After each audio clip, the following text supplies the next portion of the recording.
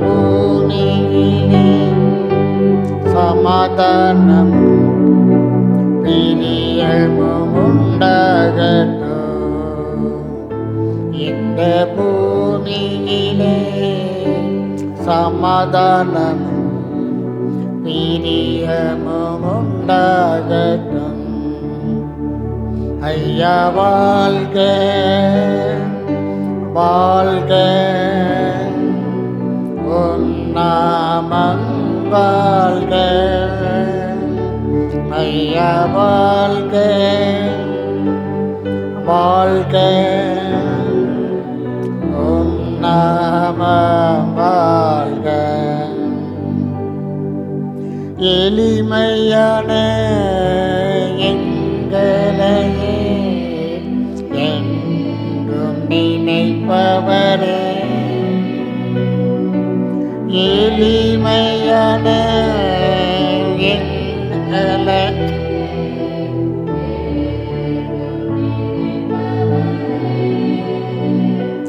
எங்கள் மொழிமயமே துணையாளரே, உள்ளத்தின் ஆறுதலே.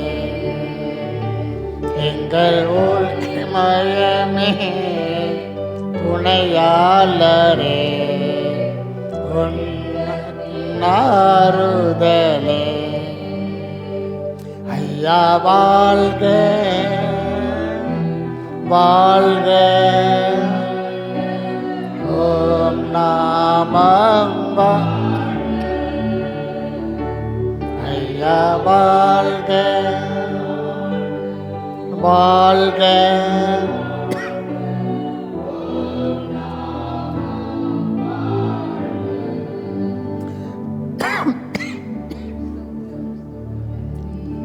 ஹல்லேலூயா ஹல்லேலூயா.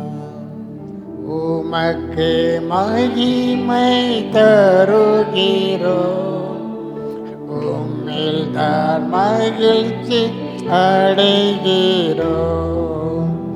ஹல்லேலூயா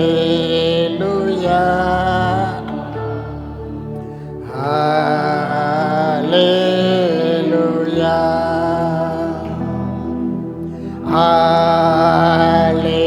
ஹல்லேலூயா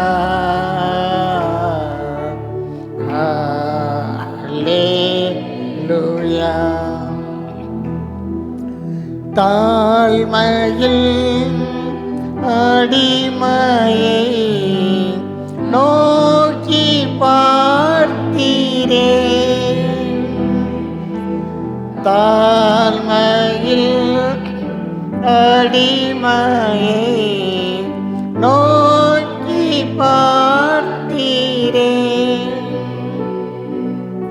உயர்த்தி மகிழ்ந்தீரே. ஒரு கோடி ஸ்தோத்திரமே, உயர்த்தி மகிழ்ந்தீரே. ஒரு கோடி ஸ்தோத்திரமே, உமக்கு மகிமை தருகிறோம், நீல்தான் மகிழ்ச்சி அடைகிறோம். உமக்கு மகிமை தருகிறோம், உம்மில்தான் அடைகிறோம். அல்லேலூயா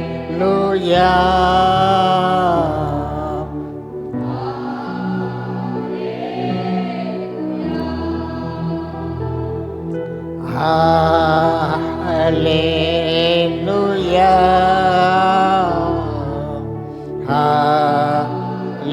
அல்லேலூயா. கண்மலையின் வெடிப்பில் வைத்து கரைத்தால் மூடுகிறேன்,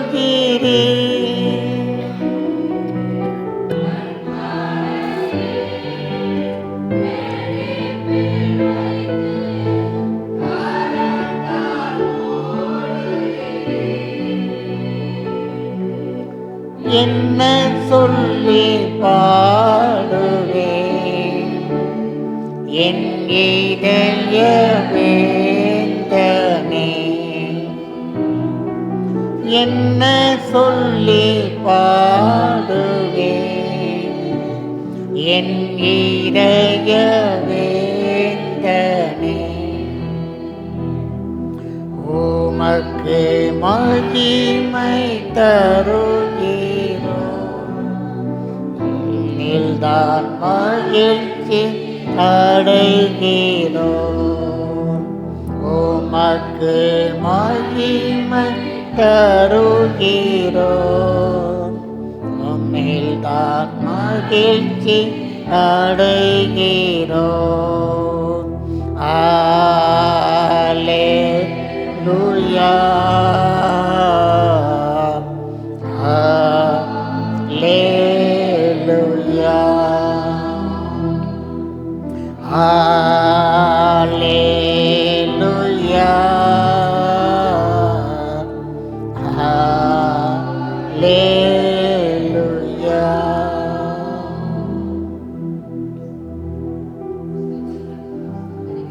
Hallelujah, hallelujah.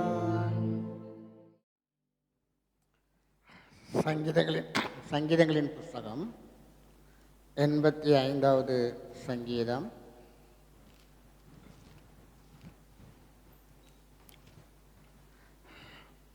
பன்னெண்டாவது வசனத்தை வாசிப்போம்.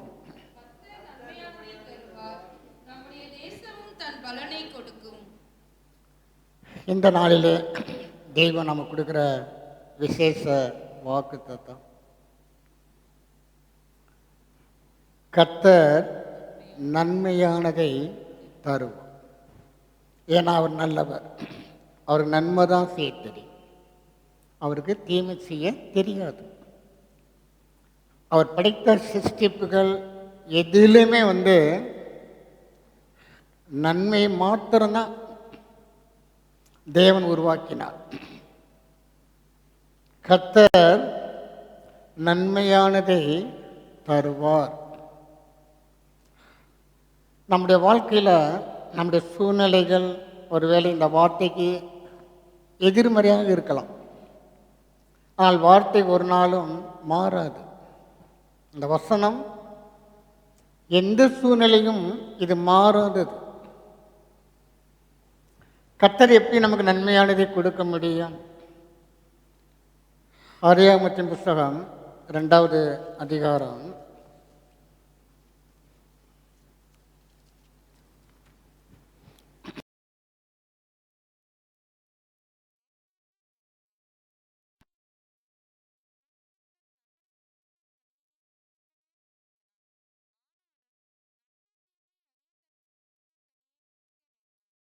அதை நீ புசிக்கும் நாளில் சாகவே சாவாய் என்று கட்டளையிட்டார்.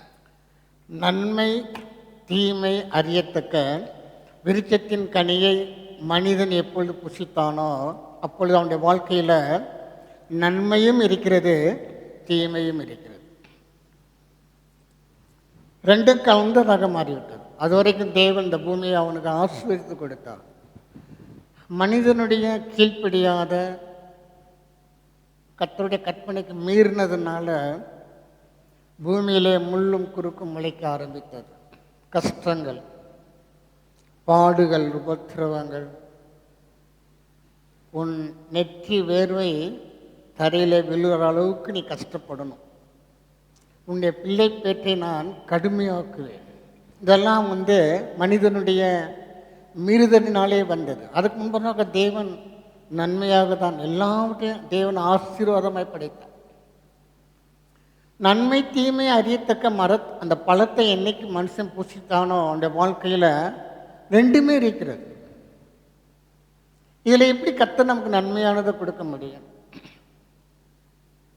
அருமையானவர்களே, மத்தேயு சுவிசேஷம் 5வது அதிகாரம் 45வது வசனத்தை வாசிப்போம். இப்படி செய்வதினால் நீங்கள் பரலோகத்தில் இருக்கிற உங்கள் பிதாவுக்கு புத்திரராய் இருப்பீர்கள். அவர் தீயோர் மேலும் நல்லோர் மேலும் தமது சூரியனை உதிக்க பண்ணி நீதி உள்ளவர்கள் மேலும் அநீதி உள்ளவர்கள் மேலும் மழையை பெய்ய பண்ணுகிறார். இது எல்லாருக்கும் பொதுவான ஆசீர்வாதம். தீயோர் நல்லோர் பாரபட்சம் இல்லாமல் கர்த்தர் தம்முடைய சூரியனை அவர்கள் மேல் உதிக்க பண்ணுகிறார். இதில் எந்த ஒரு பாரபட்சம் கிடையாது. மனிதனாய் பிறந்த எல்லாருக்கும் இது கொடுக்கப்பட்டிருக்கிறது. அடுத்தபடியாக நீதி உள்ளவன் அநீதி உள்ளவன் ரெண்டு பேர் மேலேயும் மழை பெய்யுது. பொதுவாக இது எல்லாருக்கும் கொடுக்கப்பட்டிருக்கிற ஒரு ஆசீர்வாதம். ஆனால் தேவன் எப்படி நமக்கு நன்மையை பிரித்து கொடுக்குறான்னு பார்த்தீங்கன்னா, சங்கீதங்களின் புத்தகம் 121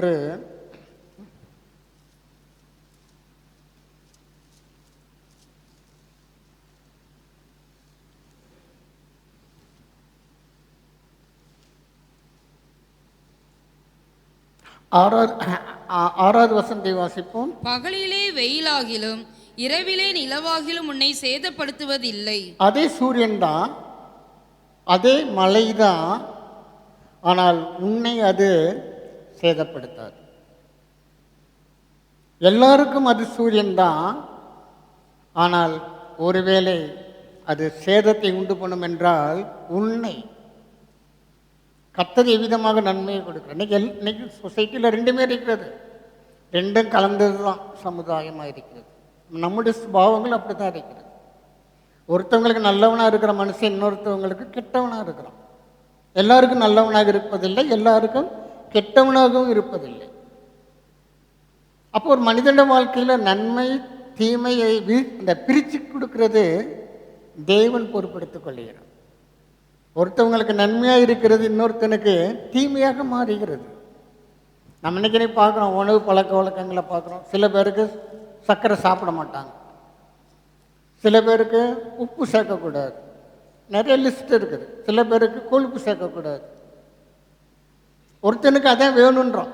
டாக்டர் சொல்கிறாங்க, நீங்கள் கொழுப்புள்ள பதார்த்தங்களை சாப்பிடுங்க, சர்க்கரைலாம் நல்லா சாப்பிடுங்க, லோ சுகராக இருக்குது, நீங்கள் கொஞ்சம் ஸ்வீட்லாம் சாப்பிடுங்க. ஒருத்தவங்களுக்கு நன்மையாக இருக்கிறது இன்னொரு மனிதனுக்கு தீமையாக இருக்கிறது. ஆனால் கர்த்தர் சொல்றாரு, பகலிலே வெயிலாகிலும்.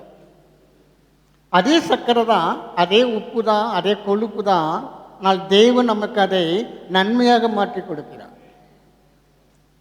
கர்த்தர் நன்மையானதை தருவாருன்னு சொன்னால் மற்றவர்களுக்கு தீமையாக இருக்கலாம், நமக்கு அது நன்மையாக. அப்போ நம்முடைய வாழ்க்கையில் கர்த்தர் எதெல்லாம் நமக்கு தீமையாக மாறக்கூடிய காரியங்கள் இருக்கிறதோ அவைகளை நன்மையாக மாற்றி கொடுக்கிறார். கர்த்தர் நன்மையானதை தருவார்.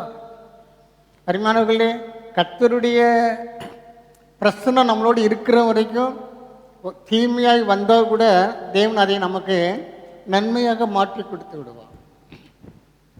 இதே 91 சங்கீதம் 5 வாசிப்போம். இரவில் உண்டாகும் பயங்கரத்துக்கும் பகலில் பறக்கும் அம்புக்கும் இருளில் நடமாடும் கொள்ளை நோய்க்கும் மத்தியானத்தில் பாழாக்கும் சங்காரத்துக்கும் பயப்படாதிருப்பாய். இன்னையே அதான் சொல்லப்பட்டு, பகல் இரவு, பகலிலே வெயிலாகிலும் இரவிலே நிலவாயிலும் உன்னை சேதப்படுத்துவது இல்லை. அதே கான்செப்டில் தான் எங்கள் ஆவியனை வச்சுக்கிறாரு. இரவில் உண்டாகும் பயங்கரம். இன்னைக்கு பார்த்தீங்கன்னா பயங்கரத்துக்கு பஞ்சமே இல்லை. செய்தி பார்த்தோம்னா அதை பார்க்காம இருக்கிறது நல்லது போல இருக்கு. துர்ச்செய்திகள், பயங்கரமான சம்பவங்கள். அவங்கெல்லாம் படுக்கும்போது அப்படி நினச்சி படுக்கலை. ஆனால் குடும்பமாக பூமிக்குள்ளே மறைந்து போய்விட்டார். நினச்சி கூட பார்த்துருக்க மாட்டாங்க. ஆனால் ஆண்டவர் சொல்றாரு, உன் பக்கத்தில் 1000 பேரும் உன் வலது பக்கத்தில் 10,000 பேர் விழுந்தாலும் அது உன்னை அணுகாது. அதான் தேவன் கொடுக்குற நன்மை. மற்ற மீது எல்லார் மேலேயும் மழையை பெய்ய பண்ணுறாரு, எல்லார் மேலேயும் தான் சூரியனை உதிக்க பண்ணுகிறார். ஆனால் தம்முடைய பிள்ளைகளுக்கு தேவன் அந்த நன்மையிலே தீமை வராதபடிக்கு நன்மை மாத்திரம் நமக்கு ஃபில்டர் பண்ணி கொடுக்குறாரு. அப்போ தேவன் கொடுக்குற நன்மை என்னன்றது நம்ம புரிந்துக்கணும். என்னைக்கு மனுஷனுடைய வாழ்க்கையில் பாவம் பிரவேசித்ததோ அப்போ ரெண்டுமே இருக்குது. ரெண்டையும் பிரிக்க முடியாதபடிக்கு, ஆனால் கர்த்தர் அதை பிரிக்கிறார். ரெண்டுக்குள்ள வித்தியாசத்தை உண்டு பண்ணுகிறார். தம்முடைய பிள்ளைகளுக்கு அதை நன்மையாக மாற்றுறார். தொடர்ந்து நாம் பார்ப்போம். ஆதியாகமத்தின் புஸ்தகம் 37வது அதிகாரம்.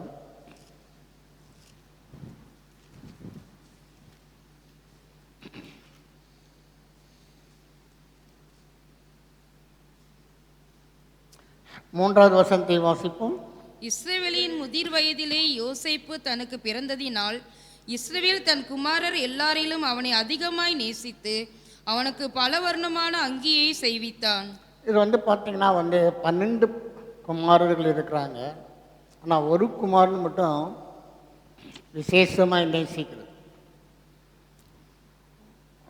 குடும்பத்தில் பார்சியாலிட்டி இருக்கவே கூடாது. பல வர்ண அங்கி போட்டால் 12 பேருக்கும் போடணும், இல்லைன்னா விட்டுடணும். 12 அங்கி என்றைக்கு வருதோ அன்னைக்கு போட்டுடணும். ஆனால் பொதுவாகவே நம்முடைய மனிதனுடைய சுபாவம் என்னன்னு கேட்டிங்கன்னா, ஏதாவது ஒரு பிள்ளை மேலே ரொம்ப அன்பு பாராட்டுவாங்க. அந்த பிள்ளைக்கு ஸ்பெஷலாக எல்லாம் செய்வாங்க. அப்படி செய்கிறதுனால விளைவு என்னன்னு கேட்டிங்கன்னா, அடுத்த வசனத்தை வாசிப்போம். அவனுடைய சகோதரர் எல்லாரிலும் அவனை தங்கள் தகப்பன் அதிகமாய் நேசிக்கிறதை அவன் சகோதரர் கண்டபோது அவனுடைய பட்சமாய் பேசாமல் அவனை பகைத்தார்கள். ஒரு தகப்பனுடைய நேசம் ஆனால் 10 சகோதரருடைய பகையை சம்பாதித்து கொடுத்தது. அப்பா தன்னுடைய அன்பை காட்டுவதற்கு எத்தனையோ வழி இருக்குது. ஆனால் தகப்பன் தன் யோசேப்பு மீது காட்டின அந்த விசேஷமான அன்பு அவனுடைய சகோதரர்களுடைய பகையை சம்பாதித்து கொடுத்தது. இது அவனுடைய வாழ்க்கையில் பார்த்தீங்கன்னா பலவிதமான உபத்திரம். நமக்கு எல்லாத்துக்கும் தெரியும். அவனை கொண்டு போய் கொலை செய்யும்படி முதலாவது பிரயாசப்பட்டார். அடுத்தபடியாக ஒரு பாலும் கிணத்துல போட்டாங்க. அடுத்தபடியாக அடிமையாக விற்கப்பட்டான். அவனுடைய வாழ்க்கையில் அவன் கடந்து வந்த பாதையில் அதிகபட்சம் உபத்திரவங்கள், போராட்டங்கள், கண்ணீர்கள், தீமையை மட்டும்தான் பார்த்துருந்தான். ஆனால் கர்த்தர் எல்லாத்தையும் பார்த்துக்கிட்டு தான் இருக்கிறார். கர்த்தர் உன்னை காப்பார், எல்லா தீங்குக்கும் விலக்கி காப்பார். அதுதான் தேவன் கொடுக்குற நன்மை. அப்போ தேவன் கொடுக்குற நன்மை ஒருவேளை நம்முடைய வாழ்க்கையில் சில போராட்டங்களோ, கஷ்டங்களோ, உபத்திரங்கள் வழியாக நம்ம கடந்து போக முடியாத சூழ்நிலை வரும் என்றால் சோர்ந்து போய்விடக்கூடாது. அழைத்த தேவன் உண்மை உள்ளவர், அவர் அப்படியே செய்வார். யோசேப்புக்கு சொப்பனத்தின் மூலமாக ஆண்டவர் சொல்லிட்டாரு. எப்படி இந்த சொப்பனம் நிறைவேறும்னு பார்ப்போம்னு சொல்லி சகோதரர்கள் எழுப்பி நிற்கிறாங்க. உயிரோடு இருந்தால் தானே நிறைவேறும், தூக்கிடலாம். ஆனால் தேவன் அவனை கைவிடவில்லை. எல்லா சூழ்நிலையிலும் கர்த்தர் அவனோடு தான் இருந்தான். அவனை கொண்டு போய் போத்திபார் வீட்டில் விட்டாங்க, அங்கே அவனுக்கு பிரச்சனை. அதனால் அவனை சிறைச்சாலையில் போட்டாங்க, அங்கே பிரச்சனை. ஒவ்வொரு இடத்துலையும் அவன் பிரச்சனை. ஆனால் நடந்தது என்னன்னு பார்த்தீங்கன்னா, ஆதியாகமம் 50வது அதிகாரம்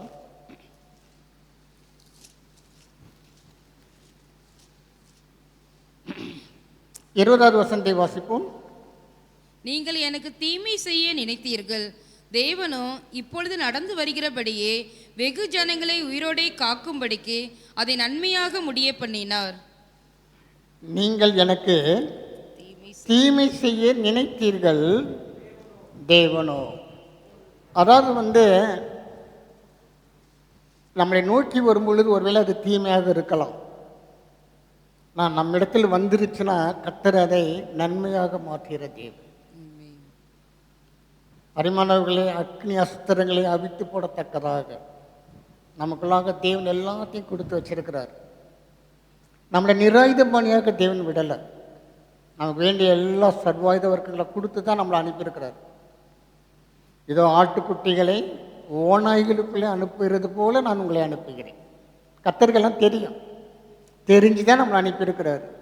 இந்த உலகத்துக்குள்ளே போனால் நமக்கு என்னென்ன பிரச்சனைகள் வரும், என்னென்ன கஷ்டங்கள் வரும், எல்லாம் கர்த்தருக்கு தெரியும். தெரிஞ்சு தான் நம்மளை இந்த உலகத்தில் அனுப்பியிருக்கிறாரு. என்னன்னு கேட்டிங்கன்னா, ஒரு வேளை தீமையாக வந்தாலும் கூட அதை நன்மையாக மாற்றுகிற தேவன் நம்மளோடு இருக்கிறார். அதை நாம் சரியாக மனதில் பதிய வைத்துக்கலாம். கர்த்தர் என்னை கைவிட்டாரோ, கர்த்தர் என்னை நம்ம எதிர்மறையாகவே சிந்திக்கிறோம். கர்த்தர் கைவிடுகிற தேவன் கிடையாது.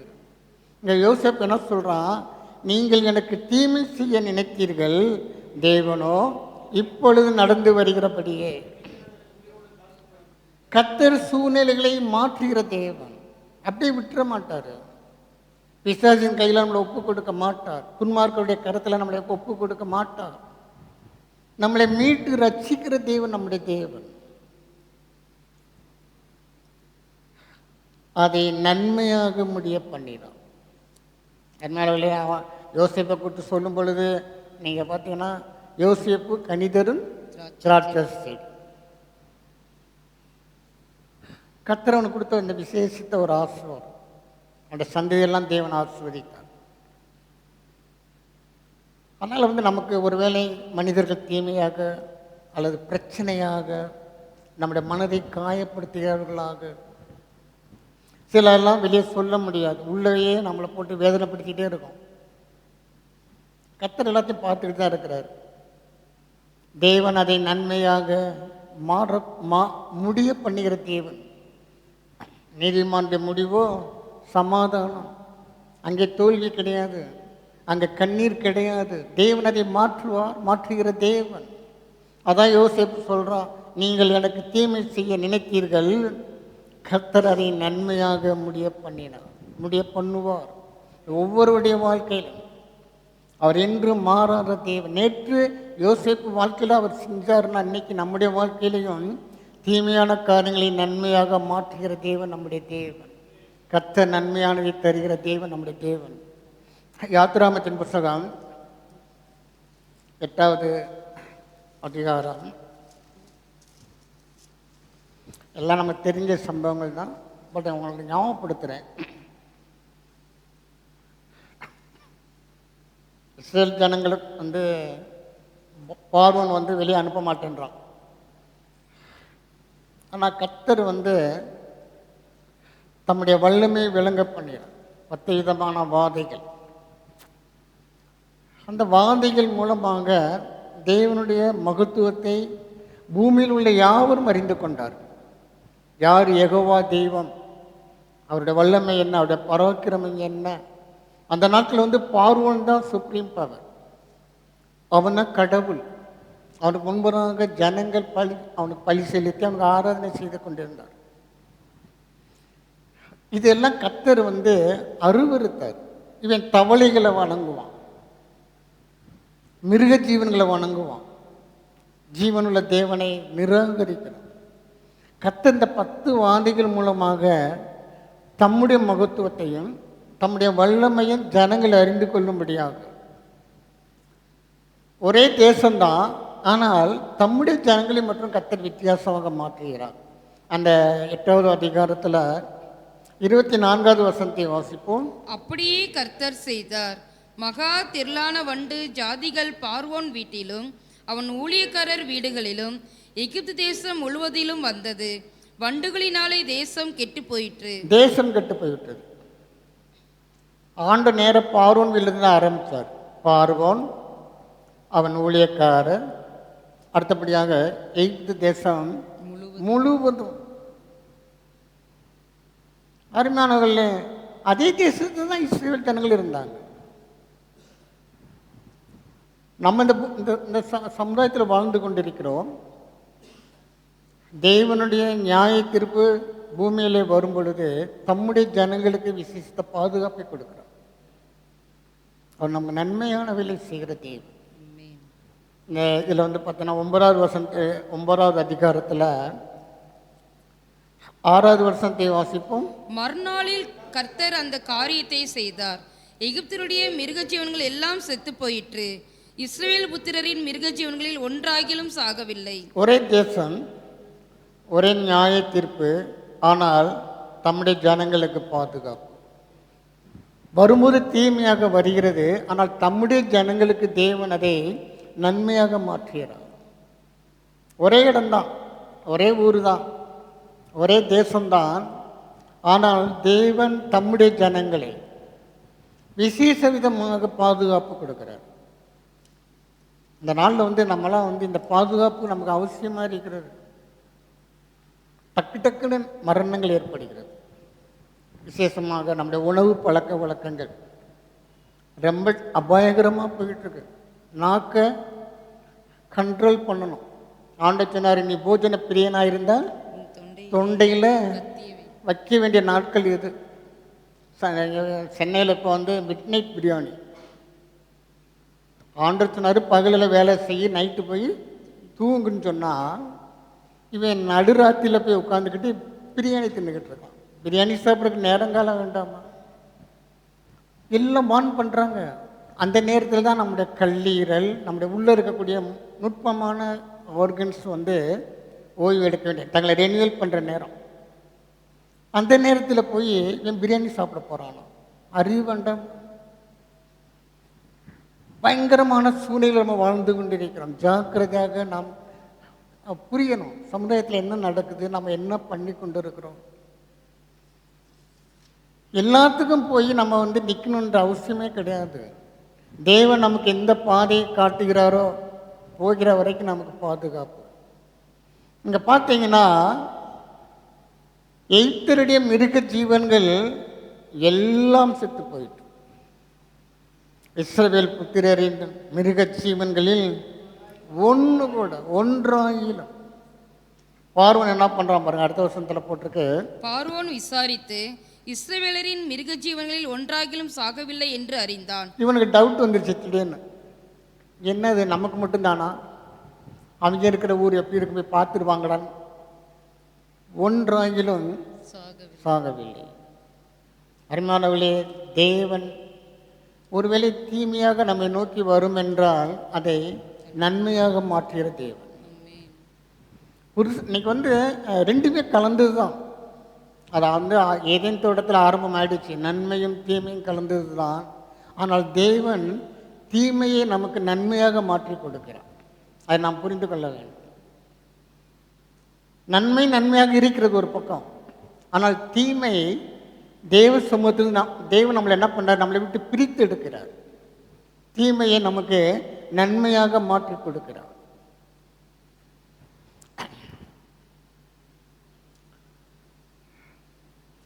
அந்த அதிலே 25வது வசனத்தை வாசிப்போம். 9வது அதிகாரத்தில், எகிப்து தேசம் எங்கும் மனிதரையும் மிருக ஜீவன்களையும் வெளியிலே இருந்தவைகள் எவைகளோ அவைகள் எல்லாவற்றையும் அந்த கல்மழை அழித்து போட்டது. அது வெளியின் பயிர் வகைகள் எல்லாம் அழித்து வெளியின் மரங்களை எல்லாம் முறித்து போட்டது. இது அந்த தேசத்தில் அடுத்த ஒரு வாதை. உன் பக்கத்திலே 1000 பேரும் உன் வலதுபுறத்திலே 16 பேர் விழுந்தாலும் உன்னை அணுகாது.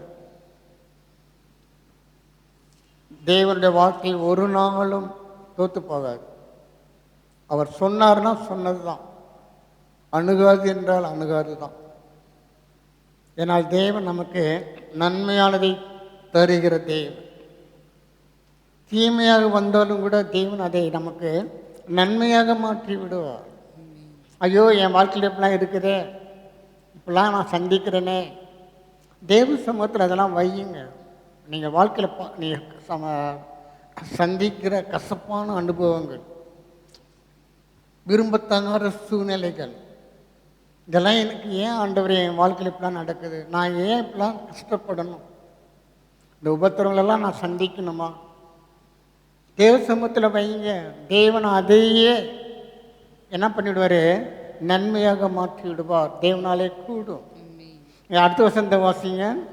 இஸ்ரேல் புத்திரர் இருந்த கோசை நாட்டிலே மாத்திரம் கல்மழை இல்லாதிருந்தது. கல்மழை இல்லை. ஒரே தேசம்தான், ஒரே நியாய தீர்ப்பு தான். ஆனால் தேவன் தம்முடைய ஜனங்களை தீமையானதை நன்மையாக மாற்றி பாதுகாக்கிற தெய்வமாக இருக்கிறார். ஆதியாகமத்தின் புஸ்தகம் 1வது அதிகாரம்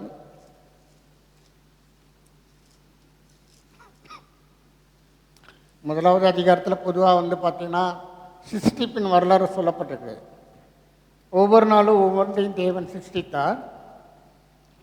தான் சிருஷ்டித்த பிறகு அவர் திரும்பி பார்க்கும் பொழுது நன்மை என்று கண்டார். எதுவுமே அவர் தீமையாக பார்க்கவில்லை, நன்மையாக இருந்தது. முதலாவது அதிகாரம் 25வது வசனத்தை வாசிப்போம். தேவன் பூமியில் உள்ள ஜாதி ஜாதியான காட்டு மிருகங்களையும் ஜாதி ஜாதியான நாட்டு மிருகங்களையும் பூமியில் ஊறும் பிராணிகள் எல்லாவற்றையும் உண்டாக்கினார். தேவன் அது நல்லது என்று கண்டார். பூமியில் உள்ள எல்லாத்தையும் உண்டாக்கினாரு, அது நல்லது நல்லது என்று கண்டார். ஆனால் வந்து பார்த்தீங்கன்னா மனிதனை படைக்கும் பொழுது நல்லது என்று அவர் பார்க்கல, அப்படி போடப்படலை. எல்லாத்தையும் படிக்கும் பொழுது நல்லது என்று கண்டார். ஆனால் மனிதனை படிக்கும் பொழுது நல்லது என்று எழுதப்படவில்லை, ஆனால் வேறு விதமாக எழுதியிருக்கிறது.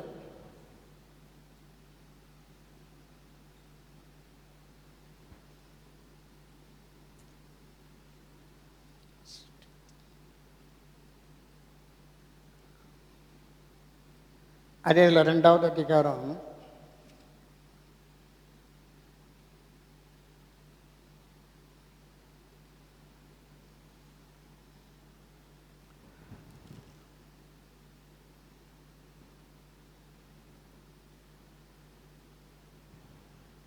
'ஆனால் மனிதனை படிக்கும் பொழுது ஆண்டு பார்த்தாரு, மனிதன் தனிமையாக இருப்பது நல்லது அல்ல. எல்லாத்தையும் படிக்கும் பொழுது நல்லது என்று கண்டார். ஆனால் மனிதனை படிக்கும் பொழுது அவன் தனிமை. அந்த 2வது அதிகாரத்தில் 18வது வசனம்.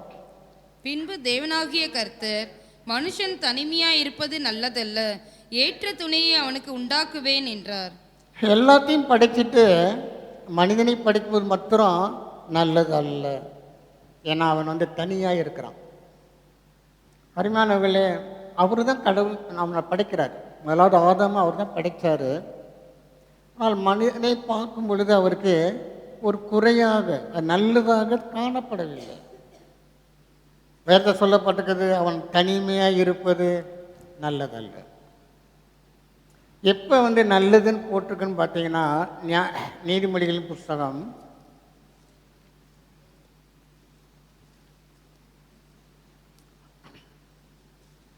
18வது அதிகாரம், நீதிமொழிகள் 18 22வது வசனத்தை வாசிப்போம். மனைவியை கண்டடைகிறவன் நன்மையானதை கண்டடைகிறான். இங்கே தான் வந்து கர்த்தர் சொல்றாரு, மனைவியை கண்டடை, நன்மையானதை கண்டடைகிறான். அருமையானவர்களே, இது எத்தனை பேர் ஒத்துக்கிறாங்களோ தெரியல, ஆனால் வசனம் அப்படி தான் சொல்லுது. நான் ஒரு சபையில் இருந்து இதை சொன்னேன், சண்டைக்கு வந்துட்டாங்கன்ற. எங்கள் வீட்டில் வந்து பாருங்கய்யா, நீங்கள் பாட்டுக்கு என்ன தேன் சொல்லிட்டு போகிறீங்க, எங்கள் வீட்டில் வந்து பாருங்க, அப்புறம் நீங்கள் சொல்லுங்க. உங்கள் வீட்டில் நீங்கள் கணவனாக இருந்தீங்கன்னா அவங்க மனைவியாக இருப்பாங்க, சரியா? அதனால் முதலாவது நீங்கள் உங்கள் மனைவிக்கு நல்ல கணவனாக இருங்க. நிச்சயமாக உங்கள் மனைவி உங்களுக்கு நல்ல மனைவியாக இருப்பாள். இந்த வசனம் ஒரு நாள் போய் சொல்லாது. மனைவியை கண்டடைகிறவன் நன்மையானதை கண்டடைகிறான். இந்த வசனம் ஒரு நாள் மாறாது, போய் சொல்லாது. தேவன் எல்லாவற்றையும் படித்தார், நல்லது என்று கண்டார். ஆனால் ஆதாமை படைத்த பின்பு நல்லது என்று காணவில்லை, நல்லது அல்லன்னு தான் பார்த்தது. நல்லதுன்னு சொல்ல முடியலை. கிட்டத்தட்ட பார்த்தீங்கன்னா வேதாகமத்துடைய மைய பகுதியில் ஆவியனை வச்சிருக்கிறார். இங்கிட்டும் இல்லாமல் அங்கிட்டும் இல்லாமல் மனைவியை கண்டடைகிறவன் நன்மையானதை கண்டடைகிறான். யாக்கோபின் புஸ்தகம்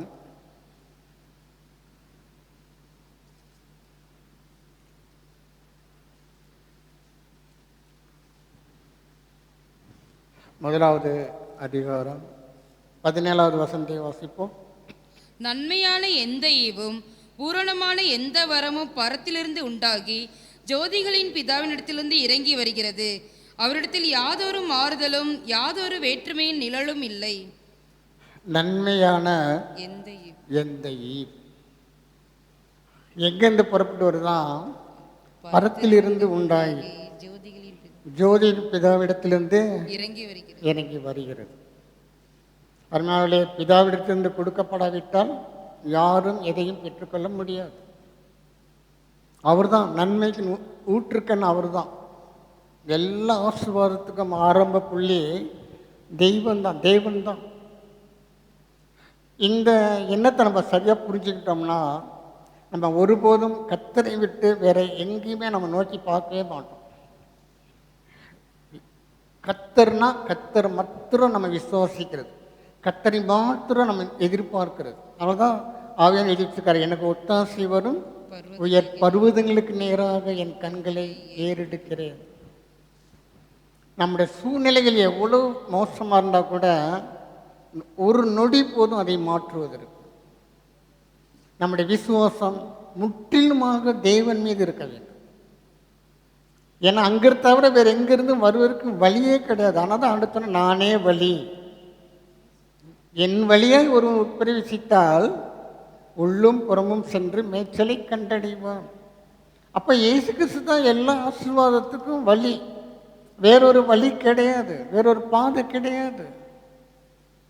நம்ம என்ன பண்ணுறோம்னா உடனே போய் மனிதர்களுக்கு முன்பதாக நிற்கிறோம். சில பேர் இன்னும் குறி கேட்குறாங்க, மந்திர ஆலோசனை கேட்குறாங்க. இதெல்லாம் நடக்குது. சபையில் உள்ள விசுவாசிகளே இப்படி செய்கிறாங்க. அருமையானவர்களே, கர்த்தர் தெய்வம்னா கர்த்தர் தான். அதில் நம்முடைய இருதயம் கொஞ்சம் கூட பின்வாங்கவே கூடாது. அப்பெல்லாம் வாழ்ந்து காட்டி இருக்கிறாங்க. அவர் எங்களை விடுவிக்க வல்லவராக இருக்கிறார். விடுவிக்காமல் போனாலும் பரவாயில்லை, நீ சொல்கிற அந்த சிலையை நாங்கள் வணங்க மாட்டோம் நின்றாங்க. அவங்களை கர்த்தர் கைவிட்டாரா? கைவிடுகிற தேவன் நம்முடைய தேவன் கிடையாது. நிற்கணும். நம்முடைய விசுவாசத்தில் நிற்கும் பொழுது தான் தேவன் தம்முடைய வல்லமை விளங்க பண்ணுவார். இது நம்முடைய ஒவ்வொரு அனுதின வாழ்க்கையிலும் நம்முடைய விசுவாசத்தில் ஸ்டாண்ட் பண்ணணும், நிற்கணும், தாக்கு பிடிக்கணும். சிங்கக்கவியில் போட போகிறாங்கன்னு சட்டம் ஏற்றியாச்சு, அதை டெக்ளேர் பண்ணியாச்சு. ஆனால் தானியேல் அது குறித்து கவலையப்படலை. எப்போதும் போல் வழக்கம் போல் அவன் என்ன பண்ணான், தேவாலயத்துக்கு நேராக தன் கண்களை ஏறெடுத்து அம்பாட் ஜெபம் பண்ணிட்டு தான் இருந்தான். ராஜாவுக்கு தெரியுது, நீ ஆராதிக்கிற தேவன் உன்னை விடுவிக்க வல்லவராக இருந்தாரா? ராஜாவுக்கே தெரியுது. அருமையானவர்களே, நம்முடைய ஆவிக்கிற வாழ்க்கையில் நமக்கும் கர்த்தருக்கும் உள்ள அந்த தொடர்புல ஒரு சிறு புள்ளி கூட வித்தியாசம் வரக்கூடாது. விடாப்பிடியாக தேவனை சார்ந்து வாழ வேண்டும். கர்த்தர் தானியேலை விட்டாரா? யோசித்து பாருங்க. அந்த தானியேல் சம்பவத்தை நான் உட்காந்து தியானம் பண்ணும் பொழுது, ஏன் கர்த்தர் சிங்கங்களின் வாயில கட்டி போட்டார்? அவர் நினைச்சிருந்தானா அதே தேவதூதனை கொண்டாந்து தானியேலை வெளியே கொண்டாந்து விட்டிருக்க முடியும். ஆனால் கர்த்தர் தானியேலை பாதுகாக்கலை. தானியேலை வெளியே கொண்டாந்து ஒரு பெரிய ஒரு காரியத்தை செய்யாமல் சிங்கங்களின் வாயை கட்டி போட்டார். அது யோசிக்கும் போது ஆண்டவர் சொன்னார், ஏன் வாயை கட்டி போட்டார்னா, யாரெல்லாம் தானியேலுக்கு விரோதமாக இருந்தாங்களோ அவங்கள பட்சித்து போடுவதற்கு இதே சிங்கங்கள் அவசியமாக இருந்தது. காலையில் ராஜா வந்தான், யாரெல்லாம் தானியேலுக்கு விரோதமாக திட்டமிட்டு செயல்பட்டார்களோ அவ்வளோ பேரையும் அள்ளிட்டு வந்துட்டான். அதே சிங்கங்கள் அவர்களை பட்சித்து போட்டது. நம்மளை காக்குது. ஆனால் நம்முடைய சத்துருக்களை அதே சிங்கங்கள் பட்சித்து போடும்படியாக தேவன் தீமையாய் வருகிற காரியங்களை நன்மையாக மாற்றுகிற தேவன் நம்முடைய தேவன். அவன் நமக்கு நன்மையானதை தருவான், நன்மையானதை மட்டும்தான் தருவான்.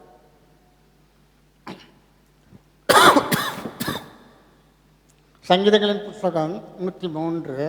ஒரு மனிதன் ரட்சிக்கப்படும் பொழுது, கர்த்தரிடத்தில் மனம் திரும்பும் பொழுது நடக்கிற சம்பவங்கள் எங்கள் ஆவியானவர் எழுதி வச்சிருக்கிறார்.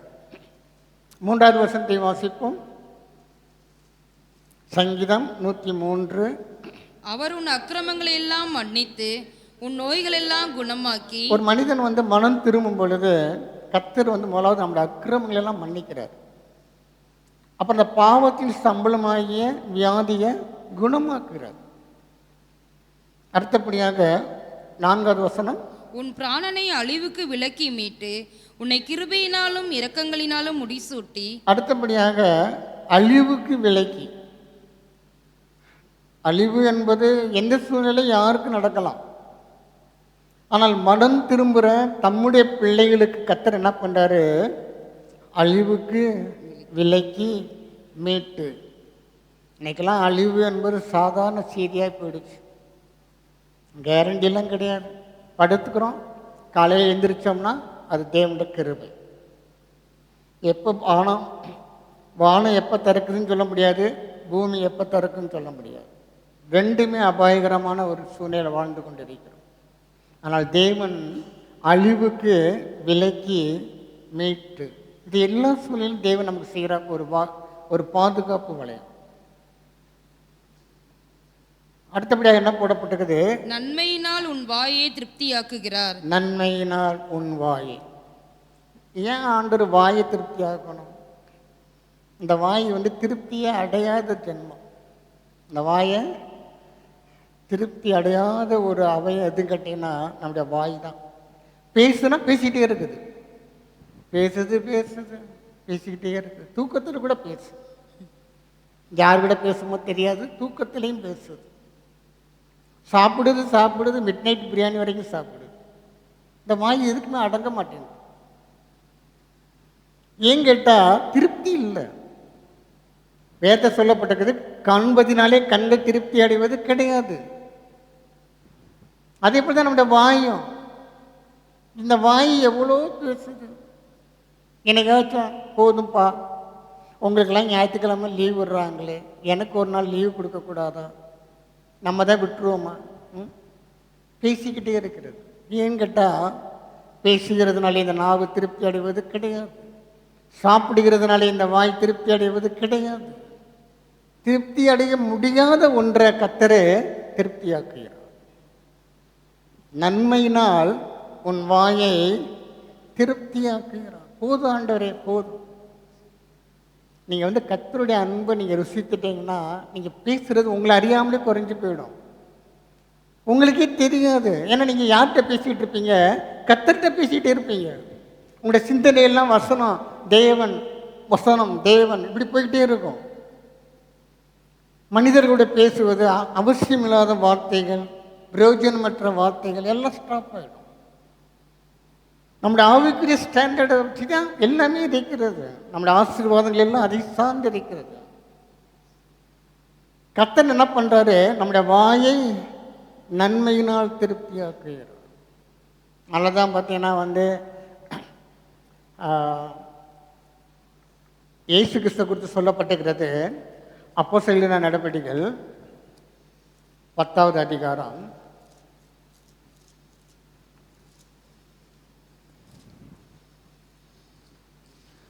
38வது வசனத்தை வாசிப்போம். நசனாகி இயேசுவை தேவன் பரிசுத்த ஆவியினாலும் வல்லமையினாலும் அபிஷேகம் பண்ணினார். தேவன் அவருடனே கூட இருந்தபடியினாலே அவர் நன்மை செய்கிறவராயும் பிசாசின் வல்லமையில் அகப்பட்ட யாவரையும் குணமாக்குகிறாரையும் சுற்றி திரிந்தார். அவர் நன்மை செய்கிறவராயும் பிசாசின் வல்லமையில் அகப்பட்ட யாவரையும் குணமாக்குகிறவராயும் சுற்றி திரிந்தார்.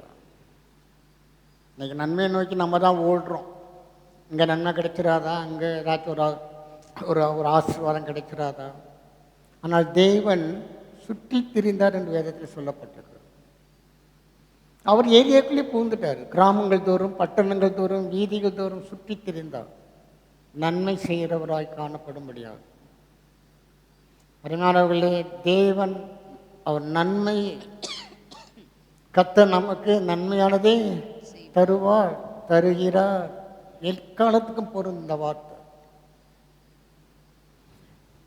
அவர் நன்மை செய்கிறவராயும் பிசாசின் வல்லமையில் ஆகப்பட்ட யாவரையும், யாராக இருந்தாலும் தேவன் பாரபட்சம் இல்லாமல் தேவன் எல்லாருக்கும் நன்மை செய்கிறார். நீங்கள் பார்த்தீங்கன்னா அதிகமாக அவர் நன்மை செய்தது எங்கன்னு கேட்டிங்கன்னா தேவாலயத்தில் தான். ஆனால் அங்கே தான் எதிர்ப்பு வந்தது. உடனே வந்துடுவாங்க. பிரதான ஆசாரியன்லேருந்து ஆரம்பித்தோம்னா அது எப்படி நீ ஞாயிற்றுக்கிழமை ஓய்வு நாளில் வந்து நன்மை செய்ய முடியும்? இவனுக்கு ஞாயிற்றுக்கிழமை நன்மை செய்ய, ஆனால் அவன் செய்யலாம். அவன் ஆடு கீழே வந்துருச்சுன்னா தூக்கி விட்டுறலாம், அவன் மாட்டுக்கு தண்ணி காட்டலாம், என்னன்னாலும் அவன் செய்யலாம். ஆனால் அடுத்தவன் செய்யக்கூடாது. இதுதான் அன்றைக்கு இருந்த சூழ்நிலை. இவன் இதெல்லாம் செய்யலாம், ஆனால் அடுத்தவங்க செய்யக்கூடாது. மார்க்கு சுவிசேஷம் 3வது அதிகாரம் 1வது வசனத்தை வாசிப்போம். மறுபடியும் அவர் ஜெப ஆலயத்தில் பிரவேசித்தார். அங்கே சூமினை கையை உடைய ஒரு மனுஷன் இருந்தான். இது வந்து பார்த்தீங்கன்னா ஒரு ஓய்வு நாள் நடந்த ஒரு சம்பவம். பொதுவாகவே ஒரு தேவாலயத்துக்கு போயிட்டாலே பிசாசு பிடிச்சவங்க இருப்பாங்க, அல்லது பிசாசின் வல்லமையில் 18 வருஷமாக கூனியாக இருந்தவங்க இருப்பாங்க, நீர்க்கோவை வியாதி, எவனாச்சும் வந்து உட்காந்துருப்பான். கர்த்தர் வந்து அவர் ஓய்வு நாள் வந்து மனிதனுக்காக மனிதனுக்கு வந்து ஓய்வு நாள் கொடுத்தாரே தவிர ஓய்வு நாளுக்காக மனிதனை தேவன் படைக்கவில்லை. இந்த ஆண்டு ஒரு கேள்வி கேட்பாரு. 4வது வசனத்தை வாசிப்போம். அவர்களை பார்த்து, ஓய்வு நாட்களில் நன்மை செய்வதோ தீமை செய்வதோ ஜீவனை காப்பதோ அழிப்பதோ எது நியாயம் என்றார். அதற்கு அவர்கள் பேசாமல் இருந்தார்கள். கர்த்தர் மனிதனை பார்த்து கேட்கிறாரு, இது நன்மை செய்வதா தீமை செய்வதா, எதுப்பா நியாயம்? ஏன்னா மனிதர்கிட்ட போனால் அவன் பேசாமல் தான் இருப்பான். ஏன்னா அவனை பொறுத்த மட்டும் அடுத்தவன் வாழ்ந்துடக்கூடாது, அடுத்தவன் நல்லா இருந்துடக்கூடாது. நீ குணமாகிறதுக்கு 6 நாள் இருக்குல்ல, ஓ அன்னைக்கு வந்து நீ சுகமாகிக்கோ. ஆண்டவர் வந்து இதெல்லாம் உடைச்சி எரிஞ்சார். ஏன்னா அவரை நன்மை செய்வதற்கு எதுவுமே அவரை கட்டுப்படுத்த முடியலை.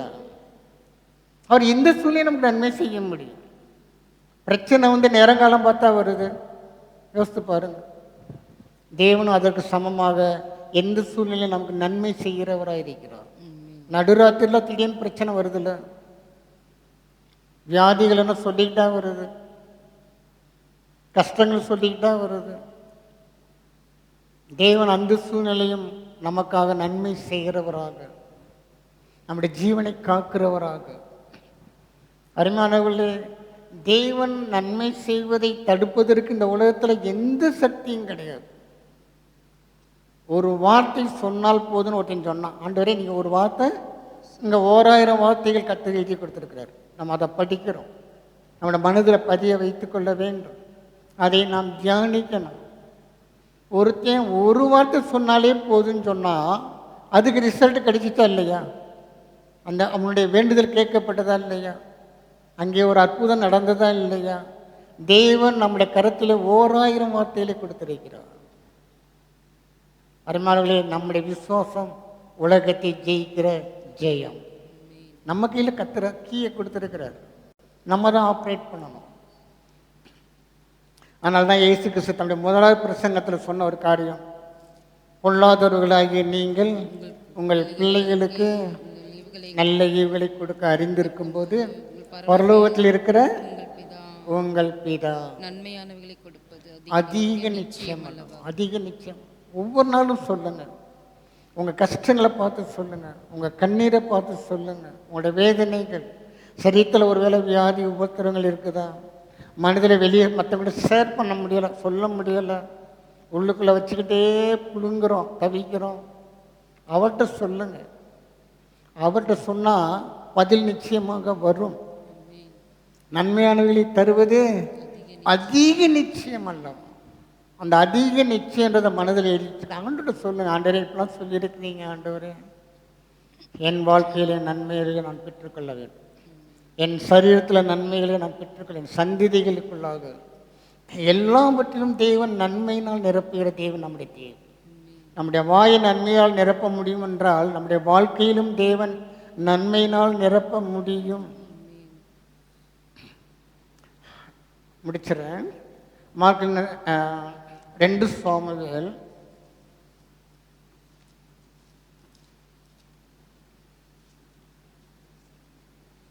6வது அதிகாரம் 11வது வசனத்தை வாசிப்போம்.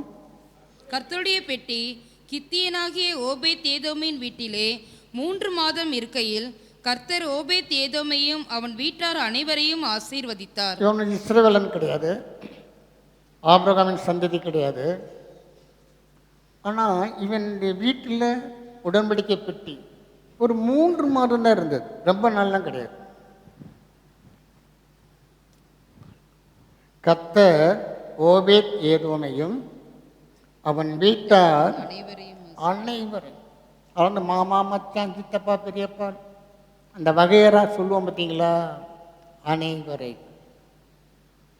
ஒரு 3 மாதம் இருந்ததுக்கே தேவன் ஆஸ்வதிக்க முடியும் என்றால்,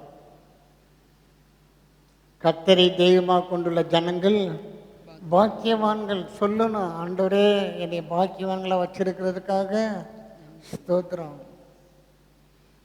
பிரச்சனைகளே பார்க்கக்கூடாது, சூழ்நிலைகளை பார்க்கக்கூடாது, தேவாதி தேவனை மாத்திரம் பார்க்கிறவர்களாக. ஒரு உடன்படிக்கை பெட்டி 3 மாதம் ஒரு மனிதன் வீட்டில் இருந்ததுக்கே இவ்வளோ ரிசல்ட்னா, அருமையானவர்களே, தேவ சமூகத்தில் நம்முடைய இருதயம் அவருக்கு முன்பதாக உத்தமமாக இருக்கும் என்றால், நம்முடைய வாழ்க்கையில், நம்முடைய குடும்பத்தில், நம்முடைய சந்ததிகளுக்குள்ளாக தெய்வன் பெரிய காரியங்களை செய்வார். ஓபேத் ஏதோமை மாத்திரமல்ல, அவன் வீட்டார் அனைவரையும் ஆஸ்வதித்தார். எனக்கு இதெல்லாம் பார்க்கும்போதெல்லாம் எனக்குள்ளே ஒரு விசுவாசம் அதிகமாக பெருகும். இந்த வசனத்தில் நான் அடிக்கடி படிப்பேன், நான் ஆண்டவரே நீ எவ்வளோ நல்லவருப்பா. அவங்க வாக்குத்தத்தத்தின் சந்ததி கிடையாது, ஆனால் தேவனை இந்த ஓபேத் ஏதோம் கனப்படுத்தினான். தன் வீட்டில் அந்த 3 மாதம் தேவனுக்கு முன்பதாக பயந்து, தேவனுக்கு பிரியமில்லாத காரியங்களெல்லாம் தன்னை விட்டு அகற்றி விட்டு கர்த்தரை மகிமைப்படுத்தினான். ஒரு 3 மாதத்துக்கே தேவன் இவ்வளோ பெரிய ஆசீர்வாதங்களை கொடுக்க முடியும் என்றால், நம்முடைய வாழ்க்கையில் தேவன் பல மடங்கு இதை காட்டிலும் நம்மளை ஆஸ்வதிக்க முடியும். நம்முடைய கண்ணீரை துடைக்க முடியும், நம்முடைய பிள்ளைகளை உயர்த்த முடியும். ஏதோ இஸ்ரவேலை ஆசீர்வதிப்பதே கர்த்தருக்கு பிரியம். கர்த்தர் நன்மையானதை தருவார். உன் கையின் பிரசன் பலனை நீ சாப்பிடுவாய், பாக்கியமும் நன்மையும் உண்டாயிருக்கும். சொன்னவர் வாக்கு மாறாதவர். இந்த வசனம் ஒரு நாள் போய் சொல்லாது. நீங்கள் வேலைக்கு போகும்பொழுது, சம்பளம் வாங்கும்பொழுது சொல்லுங்க, பாக்கியம் நன்மையும் ஆண்டவரே இந்த சம்பளத்தில் இருக்கிறதுக்காக ஸ்தோத்திரம். கையின் பிராசன் பலனை ஆஸ்வதிக்கிறவர் நம்முடைய தேவன். கட்டளையிடுவேன் சொல்லியிருக்கிறார். இந்த கையெடு செய்கிற வேலைகள் எல்லாவற்றிலும் நான் ஆசீர்வாதத்தை கட்டளையிடுவேன் ஆண்டு சொல்ல கமெண்ட் பண்ணுவாராம். நிச்சயமாக வாக்கியமும் நன்மையும் உண்டாயிருக்கும். நாம் முழங்கால் படியிடுவோம். ஹல்லேலூயா, ஹல்லேலூயா, ஹல்லேலூயா, ஹல்லேலூயா. Praise the Lord, praise the Lord, praise the Lord, praise the Lord.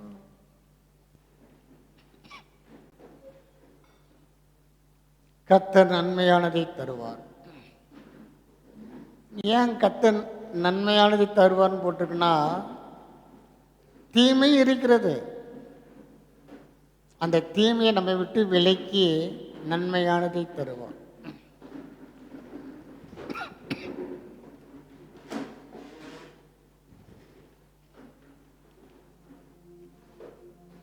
Hallelujah, hallelujah, hallelujah. Praise the Lord, praise the Lord, praise the Lord, praise the Lord, praise the Lord, praise the Lord. கர்த்தர் நன்மையானதை தருவார். அருமையானவர்களே, நன்மை தீமை அறியத்தக்க மரத்தின் கனியை மனிதன் எப்பொழுது புசித்தானோ அப்புறந்தே நம்முடைய வாழ்க்கையில் ரெண்டும் சேர்ந்துருச்சு, கலந்துருச்சு. நல்லதுன்னு பார்த்தாரு, ஆனால் அங்கே தீமையும் சேர்ந்து கொண்டது. ஆனால் கர்த்தர் சொல்றாரு, தீமை அல்ல, நன்மையானதை தருவார்.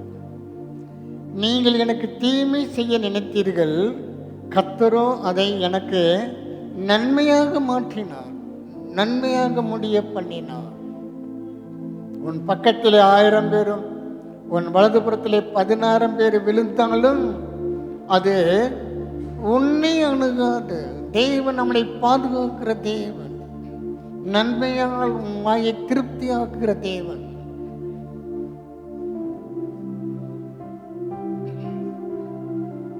ஒரு நிமிடம் மௌனமாக எல்லாம் அவரவர் உங்களுடைய லைஃபோட இந்த வசனத்தை கம்பேர் பண்ணி கத்தர்களோடு அமையலாம். ஒரே ஒரு நிமிடம் ஜெபம் பண்ணுங்க. நல்லா ஸ்தோத்திரம் பண்ணுங்க. ஆண்டவரே, நன்மையான விலை கொடுக்கிற தெய்வமே, நன்மையான விலை கொடுப்பது அதிக நிச்சயமா இருக்கிறபடியால் ஸ்தோத்திரம் ஆண்டவர், ஸ்தோத்திரம் ஆண்டவரே, ஸ்தோத்திரம் ஆண்டவர். ஒருவேளை சத்துரு நமக்கு தீமையை கொண்டு வருவான் என்றால் தேவன் அதை நன்மையாக மாற்ற வல்லவர்.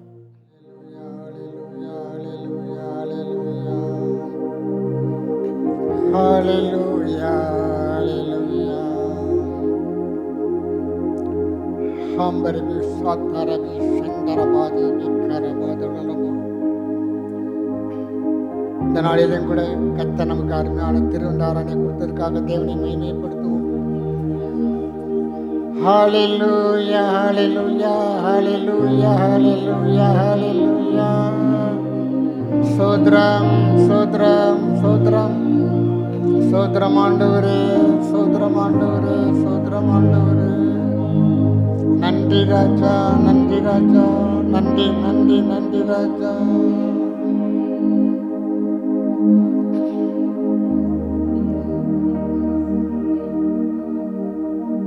எங்களை நேசிக்கிற நல்ல பிதாவே, இந்த மாதத்தின் முதல் குளிர்ச்சியான அந்த காலை வேளையில் நம்முடைய சமூகத்தில் கூடும்படி தெய்வம் எங்களுக்கு கொடுத்த இந்த பாக்கியத்துக்காக நாங்கள் நன்றி செலுத்துகிறோம். கடந்த மாதம் எல்லாம் எங்களோடு இருந்தீங்க, எங்களை காத்து கொண்டீங்க, எங்களை போஷித்தீங்க, எங்களை உடுத்தி வைத்தீங்க. எங்களுடைய பாதம் கல்லிடராதபடிக்கு நம்முடைய தூதருக்கு கட்டளை கொடுத்தீங்க. நாங்கள் பெற்றுக்கொண்ட நன்மைகள் ஆயிரம் ஆயிரம் ஆண்டவரே, எல்லாவற்றுக்காக நாங்கள் நன்றி செலுத்துகிறோம். உம்முடைய நாமத்தை நாங்கள் மகிமைப்படுத்துகிறோம். நீர் ஒருவரே கர்த்தர், உமக்கு ஒப்பானவர் இந்த உலகத்தில் யாருமே இல்லை ஆண்டவர். நீங்கள் ஒருவரே மகிமையான தெய்வம், சர்வ வல்லமை உள்ளவர், ராஜரீகம் பண்ணுகிறவர், அரசாளுகிறவர். ஆண்டவரே, வானம் உமக்கு சிங்காசனம், இந்த பூமி உம்முடைய பாதப்படியான. உம்மை தெய்வமாக கொண்டிருக்கிற நாங்கள் பாக்கியவான்கள், பாக்கியவான்கள், பாக்கியவான்கள். ரட்சிக்கப்பட்ட ஜனமே, உனக்கு ஒப்பானவன் யார் என்று இருக்கிறது. எங்களுக்கு கொடுத்திருக்க அந்த சிலாக்கியத்துக்காக நாங்கள் நன்றி செலுத்துகிறோம், நன்றி செலுத்துகிறோம் ஆண்டவரே. இந்த புதிய மாதத்துக்காக ஸ்தோத்திரம். இந்த மாதத்தை நம்முடைய சமூகத்தில் அர்ப்பணிக்கிறோம், எங்களை அர்ப்பணிக்கிறோம், எங்கள் குடும்பத்தை அர்ப்பணிக்கிறோம், எங்களுடைய ஆவி ஆத்மா சரீரத்தை நம்முடைய சமூகத்தில் அர்ப்பணிக்கிறோம் ஆண்டவரே. நீங்க எங்களை வழிநடத்தி செல்லுங்க. உங்களுடைய சமூகம் எங்களுக்கு முன்பதாக செல்லட்டும் ஆண்டவர். ஆண்டவரை இதனாலே நாங்கள் விசேஷித்தவர்கள், நீங்க எங்களோடு இருப்பதுதான் எங்களுக்கு விசேஷம் ஆண்டவரே. மேகஸ்தம்பமாக எங்களை வழிநடத்தும்படியாக ஆண்டவர், நம்முடைய நாமத்தின் நிமித்தம் எங்களை நீதின் பாதையை நடத்தும்படியாக நாங்கள் ஜெபிக்கிறோம் ஆண்டவர். கர்த்தர் எங்களுக்கு நன்மையானதை தருகிறவராக இருக்கபடியாக ஸ்தோத்திரம். சத்துரு எங்களுக்கு தீமையை கொண்டு வந்தாலும் கூட நீர் அதை நன்மையாய் மாற்றி கொடுக்கிறவராக இருக்கபடியாக ஸ்தோத்திரம் ஆண்டவர். நன்மைகளின் தெய்வமே, நாங்கள் துதிக்கிறோம், ஸ்தோத்திரிக்கிறோம் ஆண்டவர். சபைக்காக ஜெபிக்கிறேன். சபையில் உள்ள ஒவ்வொரு ஆண்டவரே, ஒவ்வொரு விசுவாசிக்காக ஸ்தோத்திரம் ஆண்டவர். பேர் பேராக குடும்பம் குடும்பமாக உடைய சமூகத்திலே கொண்டு வந்து நிறுத்துகிறேன். கர்த்தரவர்களை ஆஸ்வதிங்க. ஒவ்வொருவருடைய தேவைகள் சந்திக்கப்படட்டும். ரட்சிக்கப்படாதவர்களெல்லாம் ரட்சிப்புகளாய் வரட்டும். ரட்சிக்கப்பட்டவர்கள் இன்னும் மக்கென்று வைராக்கியமாய் வாழ உதவி செய்யுங்க ஆண்டவரே. துதிக்கும் சபையில் எல்லா முதியோர்களுக்காக ஜெபிக்கிறேன். நரைமுடி வரைக்கும் நான் உன்னை ஏந்துவேன் சுமப்பேன் சொல்லியிருக்கிறீங்க. ஆண்டவரே, தாயின் கற்பத்தில் தெரிந்து கொண்டு ஆண்டவரே முதுமை வரைக்கும் நான் உன்னை சுமப்பேன் சொல்லியிருக்கிறீங்க. பலன்கள் எல்லாம் பலனாய் மாறட்டும். மனதில் இருக்கிற பாரங்கள் எல்லாம் எடுத்து கொடுங்க, சமாதானத்தை கொடுங்க, சௌக்கியத்தை கொடுங்க. நீங்களே ஆண்டவரே பலனாய் இருக்கிறபடியால் ஸ்தோத்திரம். ஆண்டவர் எல்லா தீங்கு விலைக்கு காக்கிற தெய்வமே உம்மை துதிக்கிறோம். முதுமை பருவத்தில் இருக்கக்கூடிய எல்லா ஆண்டவரே சரித்திர உபாதைகள் எல்லாம் மாற்றி போடுங்க. இஸ்ரவேல் கோத்திரத்தாரிலே பலவீனப்பட்டவன் ஒருவனாயிலும் இல்லை என்று எழுதியிருக்கிறது. ஒவ்வொரு பெற்றோருக்காக ஜெபிக்கிறேன். ஒவ்வொருவரையும் கர்த்தரிடத்தில் ஒப்பு கொடுக்கிறேன். தங்கள் குடும்பத்தை ஆண்டவரே உமக்கென்று உருவாக்க வளர்க்கணுன்ற அந்த பாரத்தை அவர்கள் கற்றுக்கொள்ள உதவி செய்யுங்க. ஒவ்வொரு பெற்றோரும் தங்களை பிள்ளைகளை ஆண்டவரே உமக்கென்று பிரதிஷ்டை பண்ணி ஆண்டவரே உமக்கென்று அவர்களை உருவாக்கணும். இந்த பாரத்தை அவங்களுக்கு கொடுங்க ஆண்டவர்.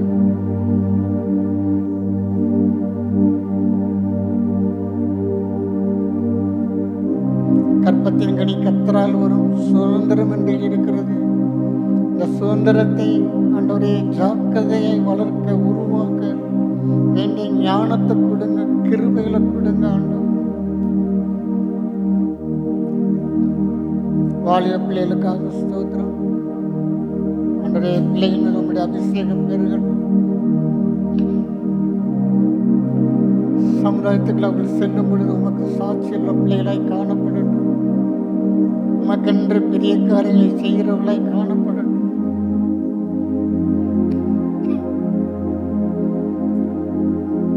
எந்த ஒரு பாவ பழக்கத்தில் சிக்கி விடாதபடிக்கு பிள்ளைகளை காக்கும்படியாக ஜெபிக்கிறேன். சிறு பிள்ளைகளுக்காக ஸ்தோத்திரம். சபையில் இருக்கிற குழந்தைகளை கத்தலாக ஒப்பு கொடுக்கிறோம். பிள்ளைகளை காத்துக் கொள்ளுங்க. படிக்கிற பிள்ளைகளுக்கு வேண்டிய ஞானத்தை கொடுங்க, கல்விமான நாவை கொடுங்க. ஆண்டவரே 10 மடங்கு சாமர்த்தியராய் எங்கள் பிள்ளைகள் காணப்படட்டும். ஆண்டு ஞானத்திலும் வளத்திலும் மனுஷ தயவிலும் தேவ கிருபையிலும் வளர்ந்து விரித்தி அடையட்டும். ஆண்டு பாடகர் குழுவுக்காக ஸ்தோத்திரம். இசைக்கருவி வாசிக்கிற பிள்ளைகளுக்காக ஸ்தோத்திரம். சபையில ஊழியம் செய்கிறவர்களுக்காக ஸ்தோத்திரம். ஆண்டவரே துதிக்கிறோம்ப்பா. சபையாருடைய தேவைகளை சந்திங்க, பொருளாதார வாழ்க்கையை ஆசீர்வதிங்க. இடங்கொள்ளாமல் போக மட்டும் நான் ஆசீர்வாதத்தை வரிசிக்க பண்ண மாட்டேன்னு சொன்னீங்களே. கர்த்தரை தேடுகிறவர்களுக்கு ஒரு நன்மை குறைபடாது என்று இருக்கிறது. ஆண்டவரே எல்லா தேவைகளும் சந்திக்கப்படட்டும். ஒன்றிலும் குறைபடாதபடிக்கு எல்லாவற்றாலும் நிரப்புகிறவர் நீங்கள் தெய்வமா இருக்கிறபடியால் ஸ்தோத்திரம். ஆண்டவரே சபைக்காக ஜெபிக்கிறோம். சபையில எல்லா ஊழியர்களையும் கர்த்தர் பொறுப்படுத்திக் கொள்ளுங்க. மீந்திருக்கிற அந்த அப்பத்திலும் திராட்சரசத்திலும் ஜனங்களுக்காக நாங்கள் ஜெபிக்கிறோம். தடைகள் எல்லாம் இயேசுவின் நாமத்தினாலே நீங்கட்டும். சபையுடைய தேவைகளுக்காக ஜெபிக்கிறோம். தேவைகளை சந்திங்க, குறைகளை நிறைவாக்குங்க. ஆண்டவரே துதிக்கிறோம்ப்பா, ஸ்தோத்திரிக்கிறோம். படிக்கிற பிள்ளைகளுக்கு நல்ல வேலை வாய்ப்புக்காக ஜெபிக்கிறேன். படித்து முடித்துட்டு ஆண்டவரே வேலை செய்கிற பிள்ளைகளுக்கு நல்ல ப்ரமோஷனை கட்டளையிடுங்க. திருமணத்திற்காக காத்திருக்கிற பிள்ளைகளுக்கு நல்ல மனவாழ்வை கட்டளையிடுங்க. ஆண்டவரே அவரவருக்கு அந்தந்த பருவத்துக்கு வேண்டிய நல்ல ஆசீர்வாதங்களை சுதந்திரிக்க தேவன் கிருபை செய்யுங்க. ஆண்டவர் வேலை செய்கிறவருடைய வேலையை ஆசிரியங்க, தொழில் செய்கிறவருடைய தொழிலை ஆசிரியங்க, வியாபாரம் செய்கிறவருடைய வியாபாரத்தை கர்த்தர் ஆசிரியங்க. ஆண்டவர் பாக்கியம் நன்மையும் உண்டாயிருக்கட்டும். இந்த நாம மகிமைப்படட்டும். ஆண்டவர்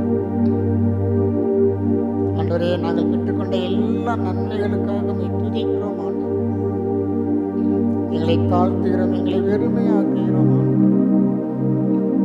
எல்லா துதி கன மகிமையை நாங்கள் ஒவ்வொருவருக்கே செலுத்துகிறோம்.